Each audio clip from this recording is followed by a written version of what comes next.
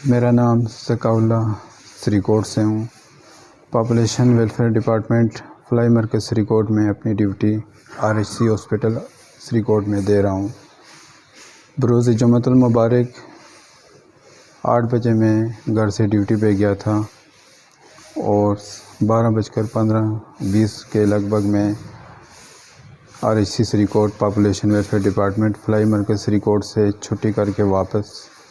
گھر آ رہا تھا۔ گھر آتے ہوئے راستے میں سری کوٹ بازار سے میں نے کچھ سبزی لی اور روٹیاں لیں اور ایک آٹے کا بیگ لیا اور یہ اٹھا کر میں اپنے گھر آ رہا تھا۔ تو گھر آتے ہوئے راستے میں مجھے میرے ایک دوست ماسٹر جان زیب جو کہ میرے دوست بھی ہیں وہ مجھے راستے میں ملے، تو انہوں نے مجھ سے سودا سلف لیا اور میرے ساتھ راستے میں چلتے ہوئے میرے ساتھ پڑوسی بھی ہیں میرے گھر آ رہے تھے۔ ہم اپنی باتوں میں مگن اپنے گھر آ رہے تھے کہ خالد شاہ کے گھر کے پاس جہاں پہ ہمارا پرانا فلائی مرکز تھا وہاں پہ پیچھے سے مجھے 2 بندوں نے آوازیں دی۔ تو میرے پاس جو کہ آٹے کا بیگ تھا اور چونکہ میں پیچھے دیکھ رہا تھا تو 2 آدمی میرے سر کے اوپر پہنچ گئے تھے۔ ایک کا نام اسد اور دوسرے کا نام اس کا بھائی تھا سمد نام تھا۔ تو یہ حاجی رنگزیب کے بیٹے ہیں اور یہ جو اسد ہے یہ میرا مطلب بیوی کی سالی کا ہسبینڈ ہے۔ تو انہوں نے پیچھے سے مجھے آواز دی اور کچھ گالی گلوچ کرنے لگے، تو میں نے پیچھے مڑ کے دیکھا ہی تھا کہ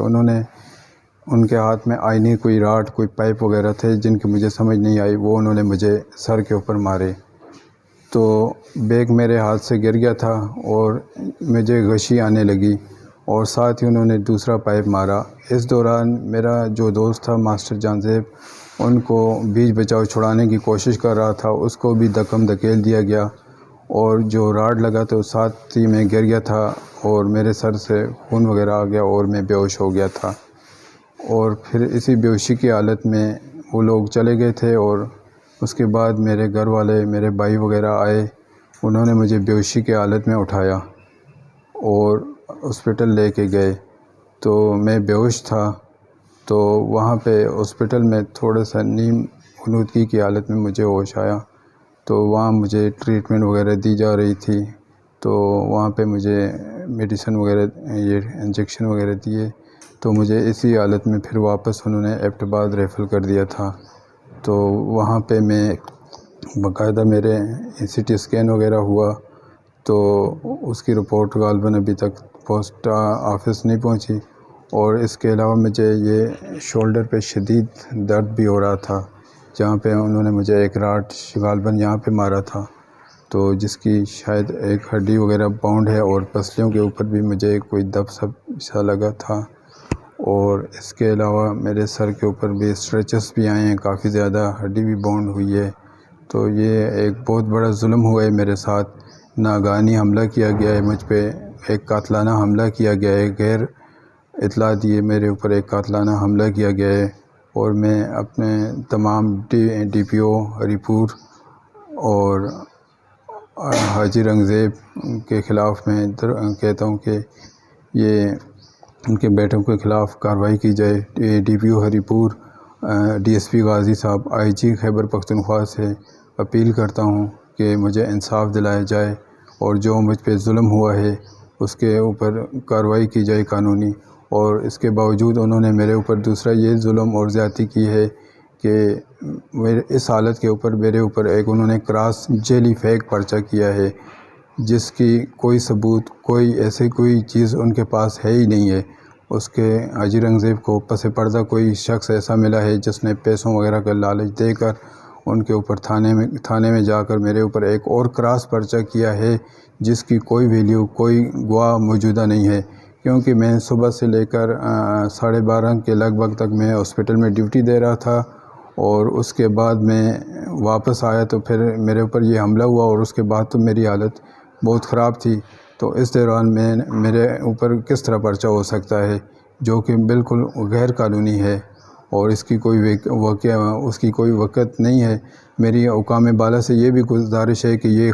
غیر قانونی پرچہ کرنے کے خلاف بھی ان کے خلاف قانونی کارروائی کی جائے اور اس کی انکوائری کی جائے کہ آخر یہ غیر قانونی پرچہ کیوں کیا گیا ہے۔ آپ لوگ جائیں، میرے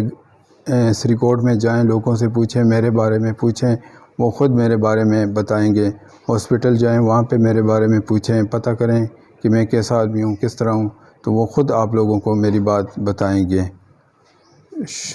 بس ہمارے ساتھ یہ جمعے کے دن ایک انتہائی ظالمانہ فعل ہوا ہے،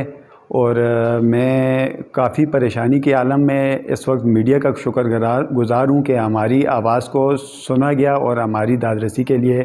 وہ تشریف لائے۔ میرا بھائی جو کہ ویلفیئر پاپولیشن کا ملازم ہے، دوران ڈیوٹی وہ نماز کے وقفے کے لیے آ رہا تھا، اور گھر کا اس کے پاس سودا سلف ایک عدد آٹے کا توڑا جو اس کے کاندھے پہ رکھا ہوا تھا، اور ساتھ میں سبزی اور روٹیاں تھیں، اور اس کا ایک دوست جو کہ اس کے ساتھ ہی راستے پہ چل رہا تھا۔ تقریباً 12:20 کے درمیان کا ٹائم ہے۔ 12 کے بعد یہ ان کا جس طرح جمعے کا وقفہ ہوتا ہے، تو یہ اس دوران مطلب آ رہے تھے، ساتھ میں وہ دوست موقع پہ موجود تھا۔ تو جب یہ خالد شاہ جی جو ہمارے ہیں سری کوٹ کے، ان کے گھر کے پاس پہنچے تو پیچھے سے رنگزیب ولد شیر زمان اور اس کے جو 2 بیٹے ہیں، اسد جو کہ اس کا جو ہمارا بھائی ہے جس کو قاتلانہ حملہ جس پہ کیا گیا ہے، اس کا وہ ہمزلف ہے،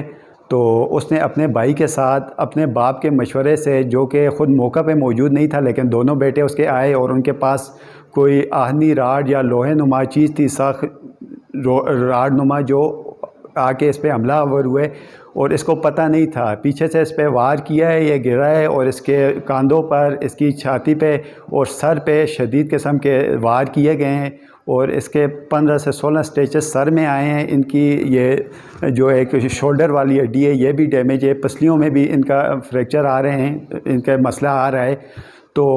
اس طرح ہے کہ اس کو زخمی کر کے، اس کو اپنی طرف سے جان سے مار کے لہو لعان چھوڑ کے وہ بھاگے ہیں، اور اس کو ماسٹر جان زیب جو کہ اس کے ساتھ آ رہا تھا اس کو بھی دھکے دیے ہیں، اور مطلب ہے کہ اس نے پھر ہمارے گھر آ کے ہمیں اطلاع دی کہ آپ کے بھائی کو انہوں نے قاتلانہ حملہ کیا ہے، اور اس کو مار کے وہ بھاگ گئے ہیں۔ تو ہم جب موقع پر پہنچے ہیں تو ہمارا بھائی خون میں لت پت موجود تھا، تو اس کو اٹھا کے ہم ہری پور غازی تھانے گئے ہیں۔ وہاں ہم نے ان کو کہا، انہوں نے کہا آپ کا بھائی سیریس ہے، آپ ہاسپٹل جائیں۔ تو اس کی وہاں ڈاکٹر صاحب کا میں شکر گزار ہوں کہ انہوں نے اس کی طبی امداد کی، اس کو سٹیچز لگائے، اور انہوں نے موقع پر اس کے دیکھے اس کے سر کی ہڈی جو توڑی گئی ہے،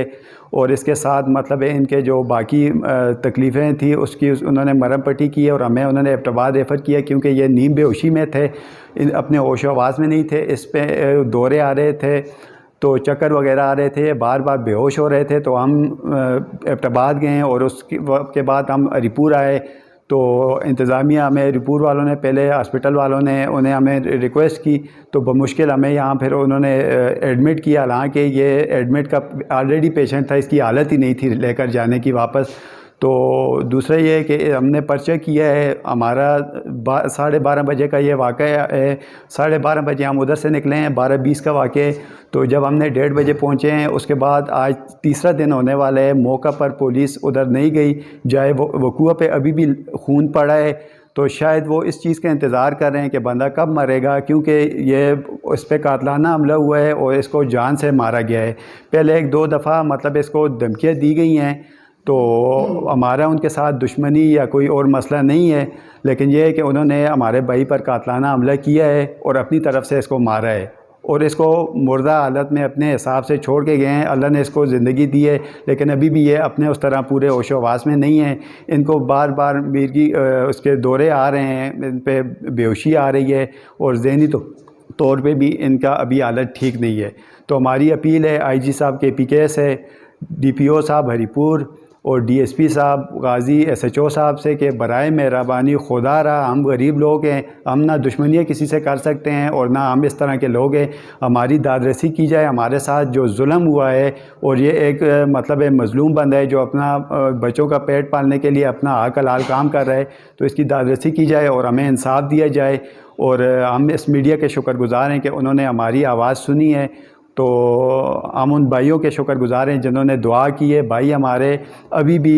ذہنی طور پہ کافی خراب ہیں, ان کو بار بار دورے آ رہے ہیں, ذہنی طور پہ اپسیٹ ہیں. تو خدا ہمارے ساتھ تعاون کیا جائے اور ہمارے ساتھ ہوئے اس ظلم کا ہمارے ساتھ انصاف کیا جائے.